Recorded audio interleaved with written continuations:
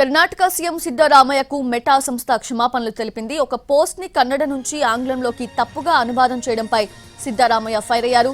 దీనిపై మెటా స్పందించింది. కన్నడ అనువాదం సరిగా లేదనే సమస్యను పరిష్కరించామని మెటా ప్రతినిధి తెలిపారు. ఇలాంటిది జరిగినందుకు క్షమాపణలు కోరుతున్నామన్నారు. అనువాదంలో ఏఐ టూల్ మెషిన్ తప్పిదం వల్ల ఇలా జరిగిందని కంపెనీ ఫేస్బుక్ లో తెలిపింది. ఖచ్చితమైన అనువాదాన్ని అందించేందుకు కృషి చేస్తామంది. సాంకేతికతను మెరుగుపరచడానికి నిరంతరం అభిప్రాయాలను తెలుసుకుంటున్నామని వెల్లడించింది.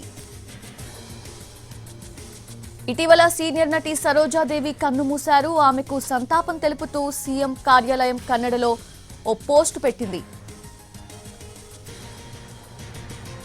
అయితే సీఎం సిద్ధరామయ్య బహుభాషా తార సీనియర్ నటి బి సరోజాదేవి పార్థివ దేహానికి కడసారి నివాళులర్పించారని అందులో పేర్కొంది. దీన్ని మెటా సంస్థ ఆంగ్లంలోకి తప్పుగా అనువదించింది. దీనిపై స్పందించిన సీఎం సిద్ధరామయ్య ఆ సంస్థపై మండిపడ్డారు. కన్నడ నుంచి ఆంగ్లంలోకి అనువాదం చేయడం ఆపేయాలని ఆగ్రహం వ్యక్తం చేశారు. దీనివల్ల వాస్తవాల వక్రీకరణ జరుగుతోందని, వినియోగదారులను తప్పుదారి పట్టిస్తుందన్నారు. ఈ సందర్భంగా ఇలాంటివి చాలా ప్రమాదకరమైనవని అభిప్రాయపడ్డారు. తన మీడియా సలహాదారు కేవి ప్రభాకర్ తప్పుని వెంటనే సరిదిద్దాలని కోరుతూ మెటాకు అధికారికంగా లేఖ రాసినట్లు వెల్లడించారు. సామాజిక మాధ్యమాలు బాధ్యతాయుతంగా వ్యవహరించాలని సూచించారు.